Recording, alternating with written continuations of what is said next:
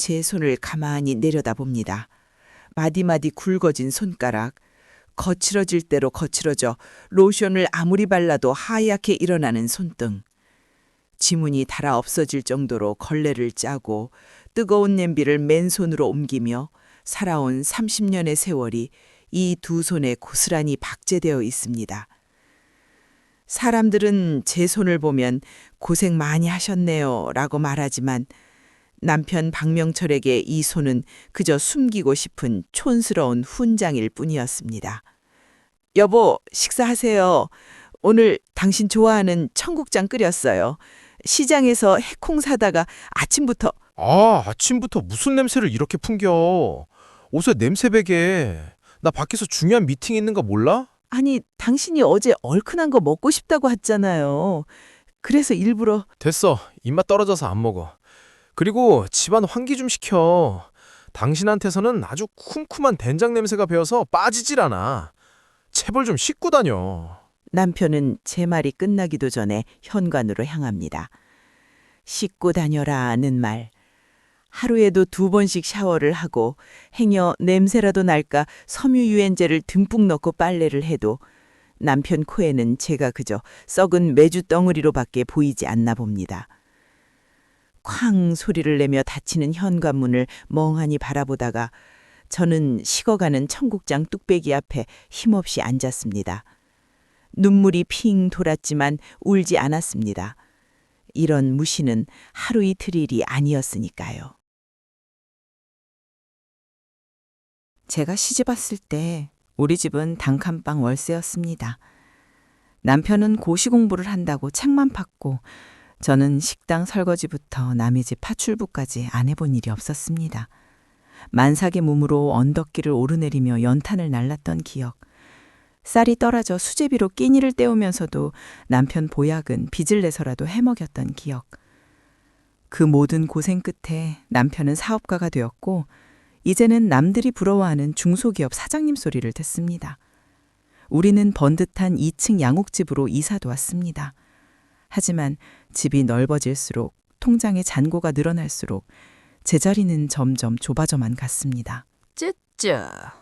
남편 출근길에 기분 잡치게 왜 냄새나는 걸 끓여대 끓이기를? 네가 눈치가 없으니 명철이가 밖으로만 놀지. 여자가 나이를 먹으면 눈치라도 늘어야 하는데 넌 어째 나이를 똥구멍으로 먹냐? 죄송해요, 어머니. 명철 씨가 좋아하던 거라. 좋아하던 것도 한때지.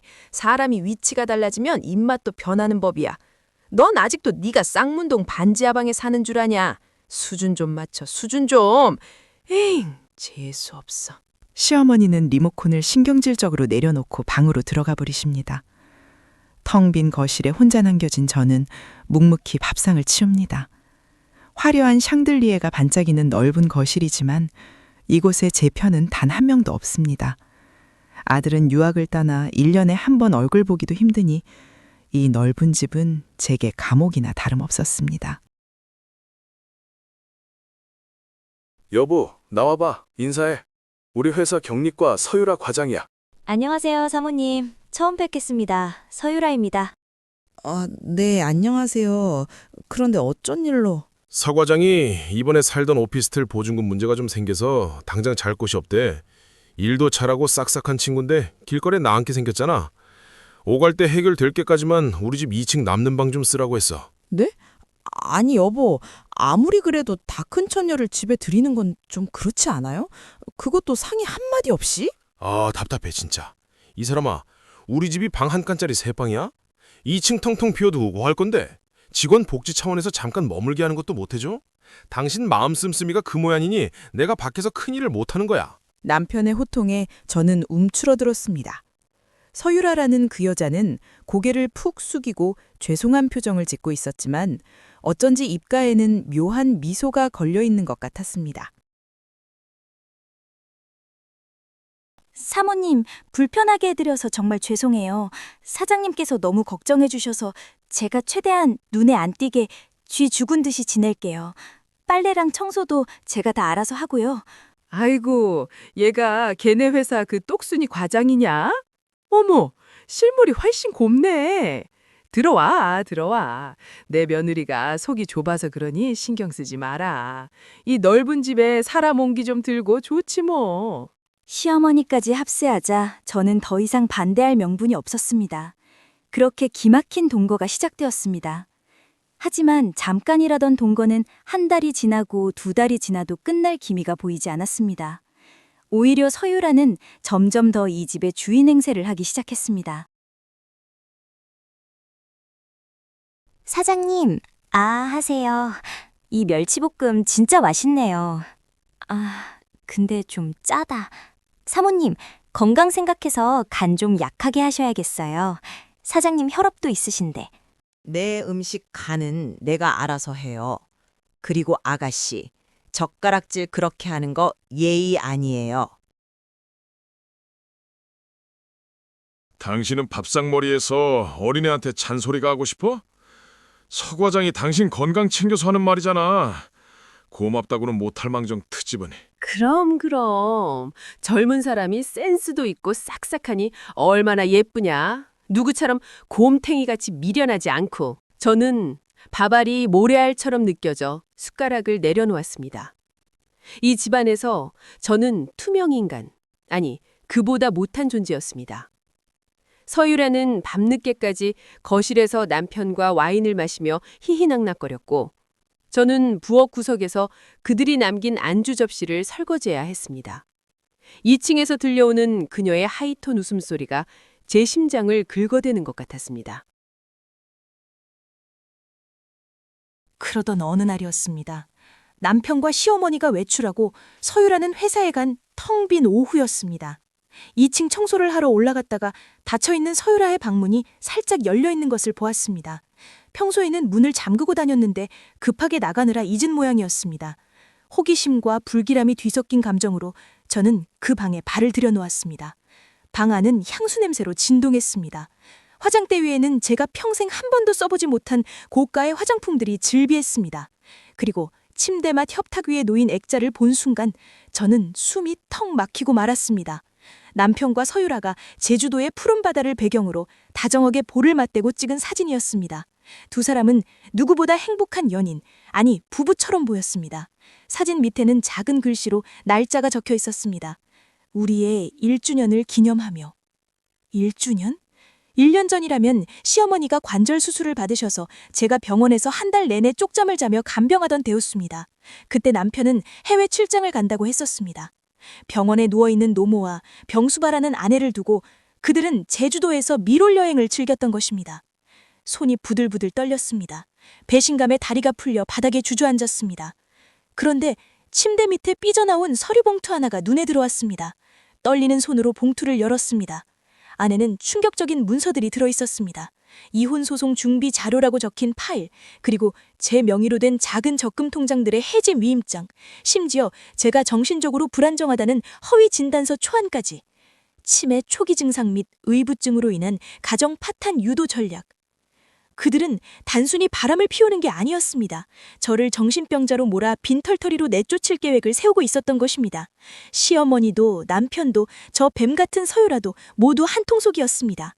30년 세월이 송두리째 부정당하는 순간 현관 도어락 소리가 들렸습니다.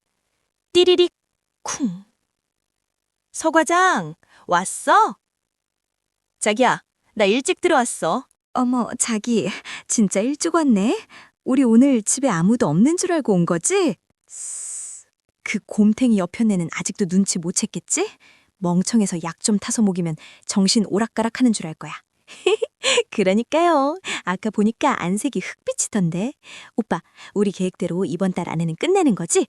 나 이제 여기서 오빠랑 당당하게 안방 쓰고 싶단 말이야. 두 사람의 대화가 문 하나를 사이에 두고 적나라하게 들려옵니다. 피가 거꾸로 솟는다는 게 이런 느낌일까요? 공포는 순식간에 분노로 바뀌었습니다. 하지만 지금 나가서 소리를 지른들 무엇이 달라질까요? 증거도 없이 발악하다가는 그들의 시나리오대로 미친 여자 취급을 받고 쫓겨날 것이 분명했습니다. 김영자? 야, 김영자, 너 남의 방에서 뭐 하는 거야? 도둑질이라도 하려고 들어왔어? 손에 든 거 뭐야? 내놔! 남편이 성큼성큼 다가와 제 손목을 비틀고 서류 봉투를 낚아챘습니다. 손목이 으스러질 듯 아팠지만 비명조차 나오지 않았습니다. 어머, 오빠, 사모님이 그거 보신 거 아니야? 어떡해. 우리 계획 다 아신 거 같은데? 차라리 잘 됐네. 안 그래도 언제 말하나 타이밍 보고 있었는데. 그래, 다 봤으면 알겠네. 네가 이 집에서 얼마나 거추장스러운 존재인지. 너 같은 무식한 여자가 내 옆자리에 어울린다고 생각했어? 당신이 어떻게 나한테 이래? 내가 당신 뒷바라지 하느라 어떻게 살았는데 당신 공부할 때 내 손톱 빠지도록 이래서. 아, 지겨워. 그놈의 뒷바라지 타령. 30년 동안 우려먹었으면 뼈국물도 안 나오겠다. 그래서 내가 돈 벌어서 호강시켜 줬잖아. 밥 먹여주고 재워겼으면 됐지 뭘 더 바라는 건데? 사모님, 눈치껏 좀 빠져주시지 그러셨어요. 사장님이랑 저 서로 사랑하는 사이예요. 껍데기만 남은 부부 생활 붙잡고 있는 거 사모님한테도 추하잖아요. 위자료라도 조금 챙겨드릴 때 곱게 나가세요. 네? 너희 뻔뻔한 년. 어딨어, 행패야. 좋아, 이제 공식적으로 통보한다. 당장 이 집에서 나가! 이혼 서류는 변호사 통해서 보낼 테니까 도장만 찍어! 안 그러면 네가 훔쳐본 이 서류에 적힌 대로 정신병원에 쳐넣어줄 테니까! 명철아, 무슨 일이냐? 그 곰탱이가 또 사고 쳤냐? 엄마, 올라와 보세요! 이참에 확실하게 정리하게! 남편의 고함에 발소리가 다가옵니다. 사방이 적으로 둘러싸였습니다. 가진 것도 갈 곳도 내 편도 없는 막막한 현실. 제 인생의 모든 것이 부정당하고 벼랑 끝으로 내몰린 순간이었습니다. 하지만 바닥에 엎드린 제 손끝에 찢어진 서류 조각 하나가 잡혔습니다. 거기에는 남편 회사의 자금 세탁에 관한 비밀 장부가 언급되어 있었습니다. 순간 머릿속에서 뭔가 탁 하고 끊어지는 소리가 들렸습니다. 30년간 억눌러왔던 인내의 끈이었습니다. 눈물이 멈췄습니다. 대신 서늘하고도 뜨거운 무언가가 가슴 깊은 곳에서 꿈틀거리기 시작했습니다. 이대로 죽을 수는 없습니다. 아니, 이대로 혼자 죽을 수는 없습니다. 저는 천천히 고개를 들어 그들을 노려보았습니다. 그들이 한 번도 본 적 없는 도끼 서린 눈으로. 저는 바닥을 짚고 천천히 일어났습니다. 허리가 끊어질 듯 아팠지만 그 통증이 오히려 정신을 맑게 깨워주었습니다. 제가 품속에 감춘 그 찢어진 서류 조각, 그것은 단순한 종이가 아니었습니다. 30년간 저를 올가매던 사슬을 끊어낼 열쇠이자 저들을 지옥으로 떨어뜨릴 무기였습니다. 남편과 서유라, 그리고 시어머니는 제가 충격에 넋이 일어선 줄로만 아는 눈치였습니다. 남편이 콧방귀를 뀌며 옷매무새를 다듬었습니다. 뭐야, 이제야 상황 파악이 좀 돼? 그래, 곱게 나갈 생각이나 해. 위자료는 섭섭지 않게 챙겨줄 테니까. 뭐 네가 평생 만져보지 못한 돈일 거다. 아이고, 이제야 속이 다 시원하다. 야, 너 나가서 어디 가서 우리 집 며느리였다고 떠들고 다니지 마라. 창피해서 원. 사모님, 옷가지랑 짐은 내일 사람 불러서 보내드릴게요. 일단 오늘은 몸만 나가주시면 안 될까요? 저희가 오늘 저녁에 축하 파티를 좀 하려고 해서요. 알겠어요. 나갈게요. 그런데 여보, 당신 말대로 내가 무식해서 서류 같은 건 잘 모르잖아요. 도장 찍으려면 인감도 필요하고 며칠만 시간을 줘요. 정리할 시간은 필요하잖아요. 진작 그렇게 나올 것이지. 그래, 딱 3일 준다. 그 안에 짐 싸서 나가. 그리고 그동안 밥이나 제대로 차려. 마지막 봉사라고 생각하고. 저는 아무 대꾸 없이 부엌으로 향했습니다.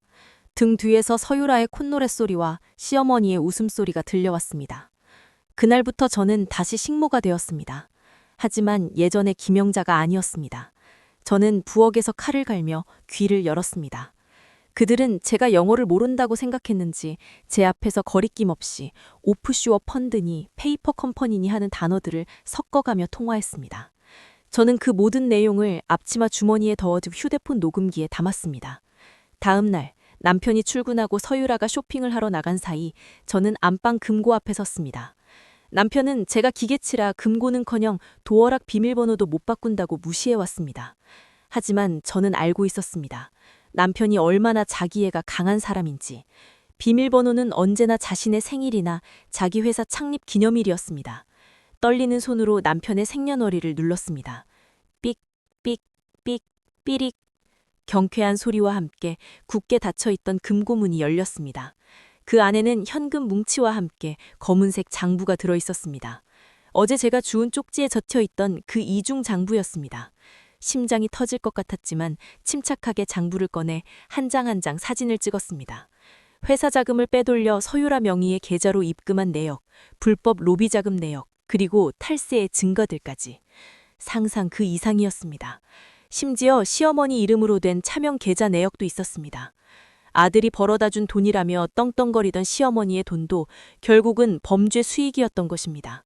사진을 다 찍고 장부를 제자리에 돌려놓으려던 찰나 장부 맨 뒷장에 끼워진 서류 한 장이 눈에 들어왔습니다. 서유라 차용증. 채무자는 서유라, 채권자는 박명철. 내용을 읽어내려가던 저는 실소를 터뜨리고 말았습니다. 이 야망 넘치는 여자가 단순히 남편을 사랑해서 불륜을 저지른 게 아니었습니다. 서유라는 도박 빚으로 사채업자들에게 쫓기던 중이었고 남편에게 접근해 빚을 갚는 조건으로 회사의 공금을 횡령하는 것을 돕고 있었던 것입니다. 서로가 서로를 이용해 막는 그야말로 파렴치한들의 연대였습니다. 저는 모든 증거를 제 휴대폰과 아들의 방에 있던 낡은 노트북에 백업했습니다. 그리고 3일째 되는 날 저녁 남편이 말한 그 마지막 만찬을 준비했습니다. 역시 밥은 제가 한 게 맛은 있어. 그래, 나가서도 식당 일이라도 하면 굶어 죽지는 않겠다. 많이 먹고 나가라. 자, 밥 다 먹었으면 이제 도량 찍지. 변호사 사무실에서 서류 가져왔어. 도장은 당신이 찍어야 할 것 같은데. 뭐? 이게 뭔데? 남편이 미간을 찌푸리며 봉투를 열었습니다. 서류를 꺼내 읽어내려가는 남편의 표정이 순식간에 일그러졌습니다. 붉어졌다 푸르러졌다 마치 카멜레온처럼 변하는 그 얼굴을 저는 차분하게 감상했습니다. 이건 네가 이걸 어떻게? 오빠 왜 그래? 뭔데 그래? 내가 무식해서 청국장 냄새나 풍기는 줄 알았지? 그런데 그거 아니? 청국장은 발효될수록 깊은 맛이 나지만 썩은 음식은 악취만 풍긴다는 거. 당신들 지금 악취가 진동을 해. 이게 다 무슨 소리냐? 네가 감히 우리 명철이를 협박해? 협박? 아니 어머니, 이건 거래가 아니라 통보예요. 이 자료들 이미 국세청하고 검찰에 등기로 보냈거든요. 아마 내일 아침이면 회사에 들이닥칠 거예요. 뭐라고? 야, 너 미쳤어? 그걸 보내면 난 끝장이야. 회사가 망한다고. 손대지 마. 더러우니까. 당신이 끝장이라고? 아니, 진짜 끝장은 이대부터야.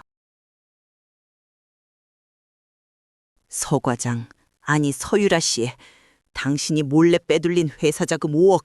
그건 명철 씨는 알고 있었나? 뭐? 5억?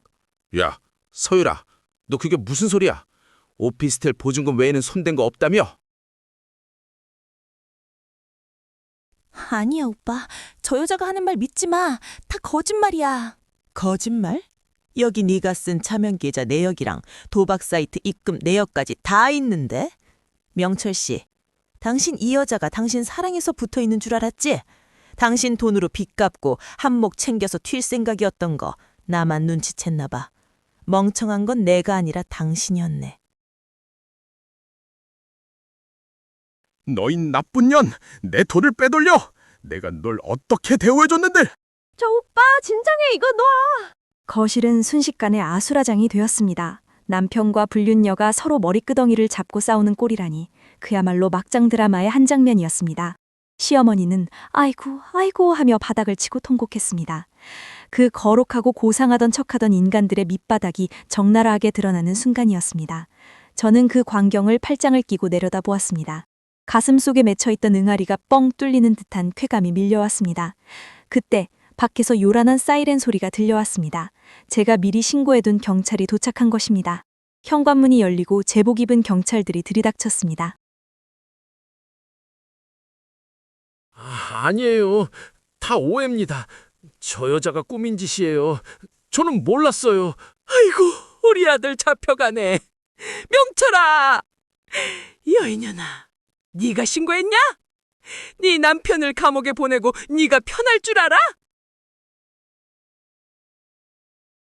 시어머니가 제 바짓가랑이를 잡고 늘어졌습니다. 저는 천천히 하지만 단호하게 시어머니의 손을 떼어냈습니다. 어머니, 아니 최말순 씨, 그 집 명의 제 앞으로 되어 있는 거 아시죠? 명철 씨가 세금 줄인다고 제 명의로 돌려놓은 거요. 이혼 소송 끝나면 이 집은 제가 처분할 겁니다. 갈 곳 알아보세요. 아드님이 숨겨둔 돈이 없어서 요양병원 하기도 힘드시겠네? 뭐라? 네가 내 시엠이다. 네가 어떻게 나한테 이럴 수가 있어? 시엠이? 30년 동안 며느리 취급 한 번 안 해놓고 이제 와서 시엠이 대접을 받으시려고요? 꿈 깨세요. 저는 이제 남남입니다. 당신들이 자초한 일이에요. 경찰차에 실려가는 남편과 눈이 마주쳤습니다. 그는 창문에 매달려 저를 쳐다보고 있었습니다. 원망인지 후회인지 모를 눈빛이었지만 저는 담담하게 그 시선을 받아쳤습니다. 그리고 뒤도 돌아보지 않고 대문을 닫았습니다. 쾅! 굳게 닫힌 문소리가 이토록 경쾌하게 들린 적은 없었습니다.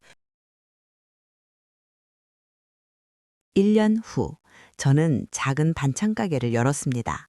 엄마의 손맛이라는 촌스러운 간판이지만 가게 앞은 아침부터 줄을 선 손님들로 북적입니다. 쿰쿰한 냄새라며 타박받던 제 청국장은 이제 없어서 못 파는 인기 메뉴가 되었습니다. 가게 한편에는 제 명의로 된 사업자 등록증이 자랑스럽게 걸려 있습니다. 누구의 아내도 누구의 며느리도 아닌 온전한 김영자의 이름으로 된 가게입니다. 가게 문을 닫고 정산을 하던 중 텔레비전 뉴스에서 익숙한 이름이 들려왔습니다. 중소기업 사장 박모 씨가 횡령 및 탈세 혐의로 징역 5년을 선고받았다는 뉴스였습니다. 화면에는 수의를 입고 고개를 푹 숙인 남편의 모습이 잠시 스쳐 지나갔습니다. 서유라는 빚 독촉에 시달리다 해외로 도피했다가 검거되었다고 하고 시어머니는 낡은 고시원에서 홀로 지내며 폐지를 줍는다는 소문을 들었습니다. 화면 속의 남편을 보며 저는 쓴웃음을 지었습니다. 한때는 저 사람의 인정만을 바라며 살았던 세월이 야속하기도 했지만 그 시간들이 있었기에 지금의 단단한 제가 있을 수 있었다고 생각하기로 했습니다. 딸랑 손님이 들어오는 소리에 저는 고개를 돌렸습니다. 사장님, 저 왔어요. 오늘도 청국장 3인분 주세요. 저희 남편이 사장님 청국장 없으면 밥을 안 먹어요. 어머, 오셨어요? 오늘은 갓 담은 겉절이도 있는데 좀 드릴까? 정말요? 사장님은 진짜 천사라니까. 전사라니요. 저는 그저 제 자신을 지키기 위해 싸웠던 전사였을 뿐입니다. 저는 넉넉하게 반찬을 담아주며 환하게 웃었습니다. 거친 제 손등 위로 따스한 오후의 햇살이 내려앉았습니다. 더 이상 감추고 싶은 부끄러운 손이 아니었습니다. 정직하게 땀 흘려 일하고 스스로의 삶을 개척해낸 자랑스러운 손이었습니다. 가게 문을 나서며 깊게 숨을 들이마셨습니다. 매캐한 매연 냄새조차 향기롭게 느껴지는 자유의 냄새였습니다. 제 인생의 진짜 봄날은 쉰이 넘은 지금부터 시작이었습니다. 저는 이제 누구보다 행복해질 자격이 충분하니까요.